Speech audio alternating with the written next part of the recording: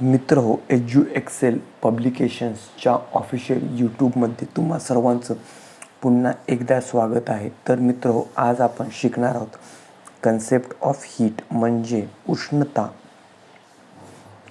उष्णतेची संकल्पना शिकण्यासाठी आवश्यक असलेली एक्सपेरिमेंटल अरेंजमेंट. सर्वप्रथम आपण इथे शिकणार आहोत उष्णता ही संकल्पना शिकण्यासाठी आवश्यक असलेली एक्सपेरिमेंटल अरेंजमेंट म्हणजे प्रायोगिक रचना किंवा मांडणी आपण सर्वप्रथम इथे शिकणार आहोत. त्यासाठी मी पेज थोडेसे वरती करत आहे. यानंतर मी तुम्हाला वरील आर्टिकल सविस्तर वाचून दाखवणार, तसेच त्याचा अर्थ साध्या सुलभ मराठी भाषेमध्ये समजून सांगणार आहे. तर मित्र चला शिकूया कन्सेप्ट ऑफ हीट. सर्वप्रथम an experimental arrangement to study the concept of heat. Consider a glass or a beaker filled with hot water placed on a table. Here the glass with the hot water in it forms a thermodynamic system. याचा अर्थ असा की उष्णता किंवा heat ही संकल्पना समजून घेण्यासाठी आवश्यक असलेली प्रायोगिक रचना किंवा मांडणी आपण सर्वप्रथम इथे अभ्यासूया.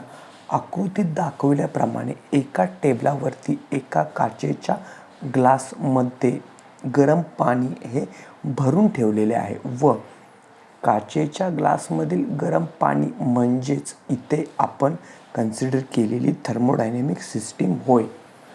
Consider a glass or a beaker filled with hot water placed on a table. Here a glass with the hot water in it forms a thermodynamic system. The temperature of the system is Ts. या सिस्टीमचे temperature हे Ts आहे. The table on which glass is kept and everything else in the laboratory will form a thermodynamic surrounding or a thermodynamic environment. तर सदर thermodynamic सिस्टीमचे temperature हे Ts आहे. सदर थर्मोडायनॅमिक सिस्टीमचे टेम्परेचर हे Ts असून या सिस्टीम व्यतिरिक्त लॅबोरेटरीमधील इतरत्र वस्तू म्हणजे सराउंडिंग होय.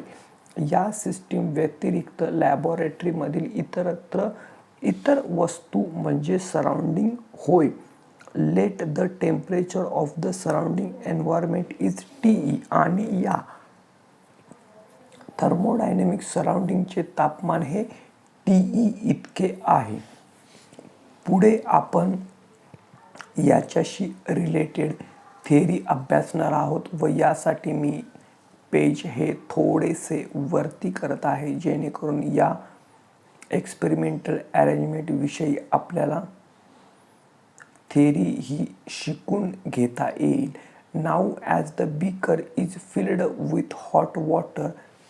Now as the beaker filled with hot water means system is at a higher temperature and is placed in an environment at a lower temperature. In bracket Ts is greater than Te.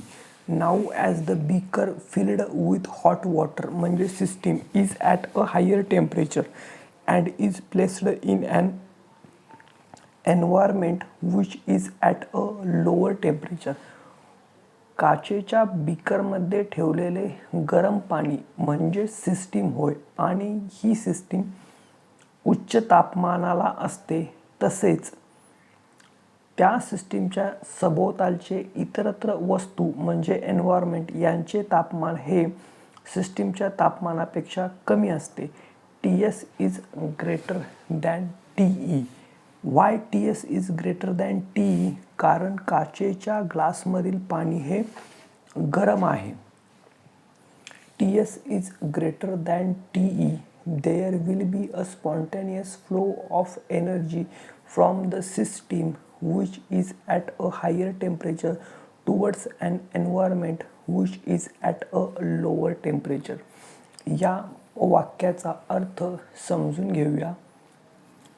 T S is greater than TE म्हणजेच सिस्टीमचे तापमान हे सराउंडिंगच्या किंवा एन्व्हायरमेंटच्या तापमानापेक्षा जास्त आहे व असे असल्यामुळेच सिस्टीमपासून सराउंडिंगच्या दिशेने म्हणजे भोवतालच्या इतर दिशेने सिस्टीमपासून सराउंडिंगच्या दिशेने म्हणजे इतरत्र भोवतालच्या दिशेने उष्णता ऊर्जेचा कायम स्वरूपाचा एक प्रवास सुरू असतो किंवा कायम स्वरूपाचा एक प्रवास सुरू राहतो. अत्यंत महत्त्वाचे विधान आहे, लक्षात घ्या. TS is greater than TE असे असल्यामुळे सिस्टीमपासून सराउंडिंगच्या दिशेने उष्णता ऊर्जेचा कायम स्वरूपाचा प्रवास सुरू राहतो. थर्मोडायनॅमिक सिस्टीमपासून सराउंडिंगच्या दिशेने उष्णता ऊर्जेचा हा प्रवास तोपर्यंत सुरू राहतो जोपर्यंत दोन्हींचे तापमान हे समसमान होत नाही. Due to the flow of this energy, after some time the temperature of the system TS will becomes the same as that of the temperature of environment TE. याचा अर्थ आपण आत्ता समजून घेतला की थर्मोडायनॅमिक सिस्टीमपासून सराउंडिंगच्या दिशेने उष्णता ऊर्जेचा हा प्रवास जोपर्यंत सुरू राहतो थर्मोडायनॅमिक सिस्टीमपासून सराउंडिंगच्या दिशेने उष्णता ऊर्जेचा हा प्रवास तोपर्यंत सुरू राहतो जोपर्यंत या दोन्हींचे तापमान हे समसमान होत नाही. And further they will maintain a constant temperature with no exchange of internal energy. कालांतराने सिस्टीम व सराउंडिंग यांचे तापमान हे समसमान होते. For this instance, we can say that the system and the surrounding both are in thermal equilibrium. याच क्षणी आपण असे म्हणू शकतो की सिस्टीम आणि सराउंडिंग हे दोन्हीही एकमेकाशी थर्मल इक्विलिब्रियममध्ये आहेत.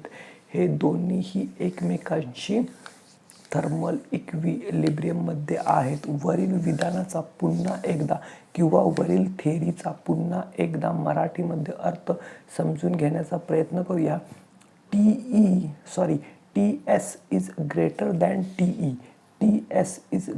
दॅन TE म्हणजे सिस्टीमचे टेम्परेचर हे एन्व्हायरमेंटच्या टेम्परेचरपेक्षा जास्त असल्यामुळे सिस्टीमपासून सराउंडिंगच्या दिशेने उष्णता ऊर्जेचा कायम स्वरूपाचा एक प्रवास सुरू असतो किंवा प्रवास सुरू राहतो. थर्मोडायनॅमिक सिस्टीमपासून सराउंडिंगच्या दिशेने उष्णता ऊर्जेचा हा प्रवास तोपर्यंत सुरू राहतो जोपर्यंत दोन्हींचे तापमान हे समसमान होत नाही.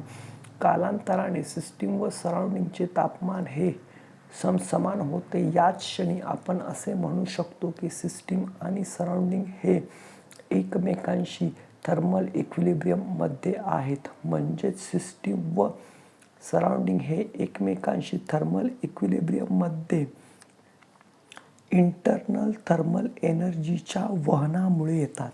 कशामुळे येतात तर सिस्टीम आणि सराउंडिंग हे एकमेकांशी थर्मल इक्विलिब्रियममध्ये इंटरनल थर्मल एनर्जीच्या वहनामुळे येतात. इथे इंटरनल थर्मल एनर्जी चे होणारे वहन हेच आपल्याला हीटच्या संकल्पनेचे मूळ आहे हे आपण लक्षात घेऊया. यानंतर आपण कन्सेप्ट ऑफ थर्मल इक्विलिब्रियमची डेफिनेशन किंवा व्याख्या पाहणार आहोत. कन्सेप्ट ऑफ हीट समजावून घेण्यासाठी, उष्णतेची संकल्पना समजावून घेण्यासाठी आपण एक एक्सपेरिमेंटल अरेंजमेंट पाहिली व त्या एक्सपेरिमेंटल अरेंजमेंटशी रिलेटेड थेअरी अभ्यासतानाच आपल्याला थर्मल इक्विलिब्रियम हा कन्सेप्ट शिकण्याची आयडिया मिळाली किंवा या कन्सेप्टविषयी आयडिया मिळाली. याच कन्सेप्टची डेफिनेशन आपण आता सविस्तरपणे इथे वाचणार आहोत व त्याचा अर्थ देखील आपण समजावून घेणार आहोत. तर सर्वप्रथम मी कन्सेप्ट ऑफ थर्मल इक्विलिब्रियमची व्याख्या वाचून दाखवत आहे व त्यानंतर आपण त्याचा अर्थ समजून घेऊया. कन्सेप्ट ऑफ हीट शिकत असताना जी एक्सपेरिमेंटल अरेंजमेंट होती त्या एक्सपेरिमेंटल अरेंजमेंटला शिकून झाल्यानंतर आपण त्या रिलेटेड थेअरी अभ्यासतानाच आपल्याला कन्सेप्ट ऑफ थर्मल इक्विलिब्रियम शिकण्याची संधी मिळाली किंवा कन्सेप्ट ऑफ थर्मल इक्विलिब्रियम म्हणजे नेमके काय याची एक आयडिया येऊन गेली. आता आपण थर्मल इक्विलिब्रियमची डेफिनेशन पाहूया. A system is said to be in thermal equilibrium when there is no temperature difference between the system and the surrounding. System आणि सराउंडिंग्स हे दोन्हीही एकामेकांशी थर्मल इक्विलिब्रियममध्ये आहेत असे केव्हा समजावे किंवा असे केव्हा मानावे जेव्हा त्या दोन्हीमध्ये टेम्परेचर डिफरन्स हा अस्तित्वात नसतो. A system is said to be in thermal equilibrium when there is no temperature difference between the system and the surrounding. System आणि सराउंडिंग या दोन्ही दरम्यान जर टेम्परेचर डिफरन्स अस्तित्वात नसेल म्हणजेच दोन्हींचे तापमान हे समसमान असेल तरच ती सिस्टीम आणि ते सराउंडिंग हे थर्मल इक्विलिब्रियममध्ये आहेत असे मानावे. Definition number 2. The two systems in thermal contact which each other are said to be in thermal equilibrium when they do not transfer heat energy between each other. दोन systems या जर एकामेकांशी thermal इक्विलिब्रियममध्ये असतील असे केव्हा मानावे तर ज्या वेळेस या दोन्ही सिस्टीम्स या एकामेकांशी थर्मल कॉन्टॅक्टमध्ये असतील आणि असे असताना त्या दोन्ही दरम्यान जर उष्णतेचे वहन होत नसेल तर त्या दोनही सिस्टीम्स या थर्मल इक्विलिब्रियममध्ये आहेत असे मानावे. पुढे आपण हीट या संकल्पनेची डेफिनेशन समजून घेणार आहोत व त्या रिलेटेड साइन कन्व्हेन्शन्स पाहणार आहोत. यासाठी मी पेज टर्नआउट करीत आहे मित्रहो. Introduction of concept of heat म्हणजे उष्णता ही संकल्पना आणि या संकल्पनेची काही प्राथमिक माहिती. As discussed in the above experiment. आपण आत्ताच जो एक्सपेरिमेंट अभ्यासला त्या एक्सपेरिमेंटमध्ये the temperature change is caused by the transfer of internal thermal energy between the system and its surrounding. होय, हे आपल्याला माहीतच आहे की द टेम्परेचर चेंज तापमानामध्ये होणारा बदल is caused by the transfer of internal thermal energy between the system and it's environment. In this case the transfer of internal thermal energy is between the glass of hot water and its surrounding. Thus, the transfer of this internal thermal energy gives us an idea about the concept of heat. आपण आत्ताच पाहिले की system आणि surrounding हे एकमेकांशी thermal इक्विलिब्रियममध्ये internal thermal एनर्जीच्या वहनामुळे येतात.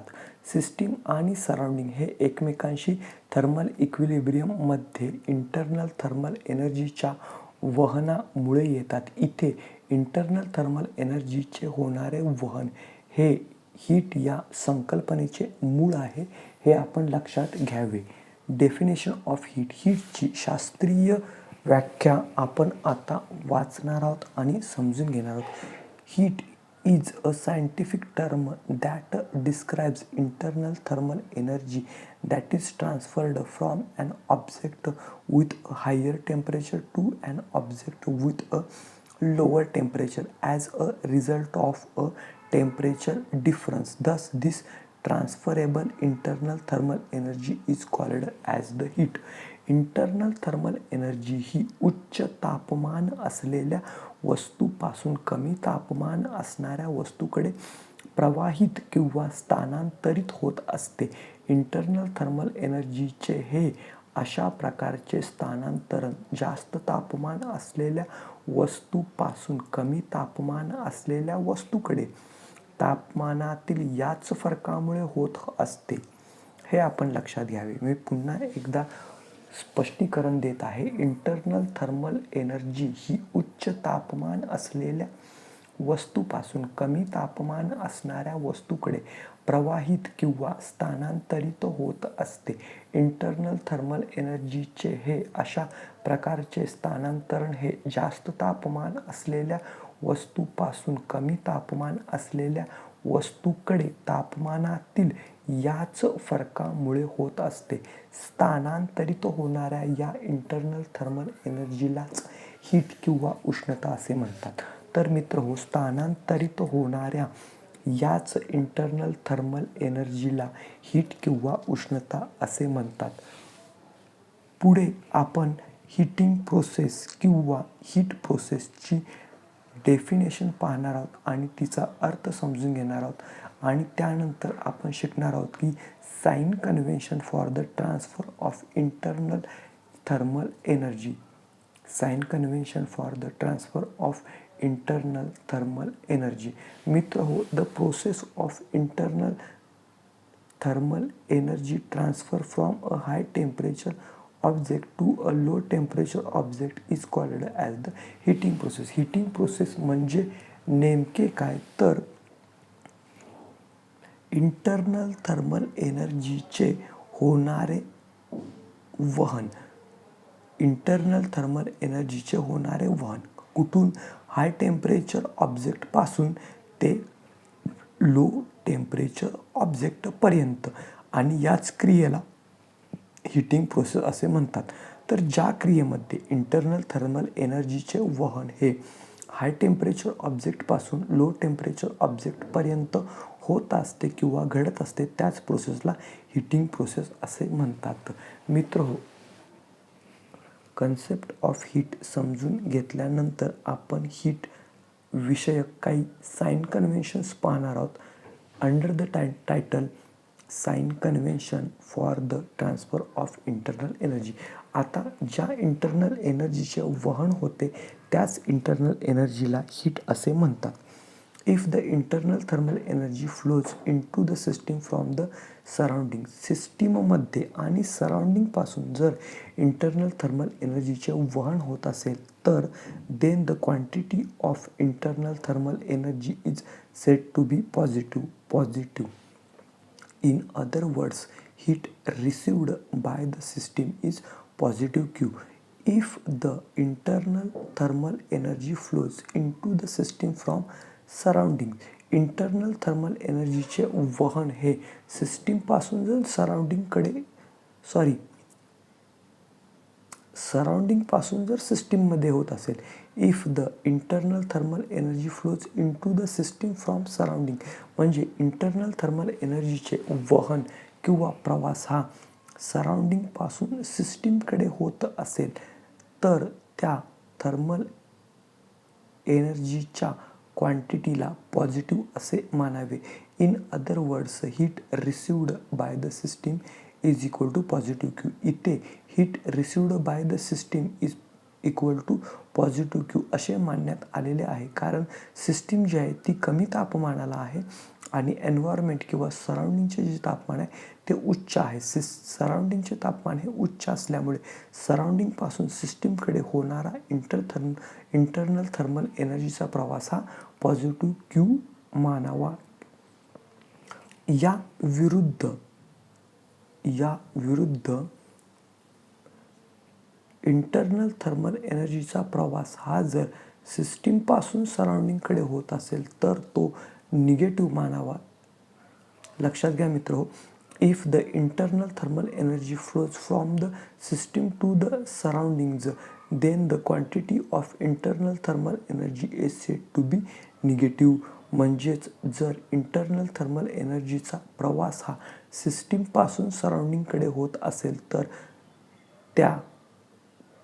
त्यातील quantity of internal thermal एनर्जीला निगेटिव्ह मानावे. कारण इथे सिस्टीमचे टेम्परेचर हे उच्च आहे आणि एन्व्हायरमेंटचे टेम्परेचर हे कमी आहे आणि असे असल्यामुळेच hair TS is greater than T आणि इथे असे असल्यामुळेच इंटरनल थर्मल एनर्जीचा प्रवास हा सिस्टीमपासून सराउंडिंगकडे होत असतो आणि या सिस्टीमपासून सराउंडिंगकडे होणाऱ्या इंटरनल थर्मल एनर्जीच्या प्रवासालाच निगेटिव्ह मानावे.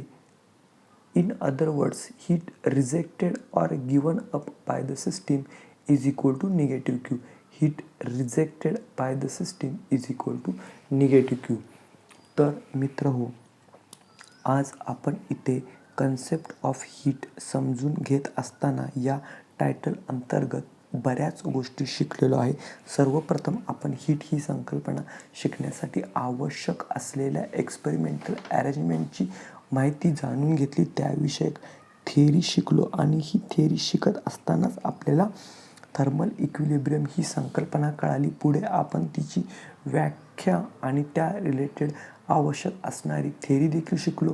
त्यानंतर आपण हीट म्हणजे उष्णता हिची शास्त्रीय सायंटिफिक डेफिनेशन समजून घेतली, तिचा अर्थ समजून घेतला. त्यानंतर आपण हीटिंग प्रोसेस किंवा हीट प्रोसेस म्हणजे नेमकी काय हे देखील शिकलो आणि फायनली आपण हीट विषयक साइन कन्व्हेन्शन्स शिकलेलो आहोत. तर मित्र हो, महाराष्ट्रातील सर्व विद्यार्थी आणि विद्यार्थी वर्गाला आमचे एवढेच सांगणे आहे की एज्युएक्सेल पब्लिकेशन्स यांच्या ऑफिशियल यूट्यूब चॅनलमध्ये आम्ही सर्वांना फिजिक्समधील अवघड संकल्पना या मराठीमध्ये समजावून सांगण्याचा नेहमीच प्रयत्न करीत असतो आणि नेहमी सदैव हा प्रयत्न करत राहू. तरी देखील तुम्हाला जर आमचे शिकवणे, आमचे नोट्स आवडत असतील तर तुम्ही आमच्या चॅनलला सबस्क्राईब करा. म्हणजे आम्ही पब्लिश करत असलेले नवनवीन व्हिडिओज हे तुम्हाला पाहता येतील. तसेच आमच्या चॅनलची माहिती तुम्ही तुमच्या मित्र मैत्रिणींना जरूर द्या. धन्यवाद.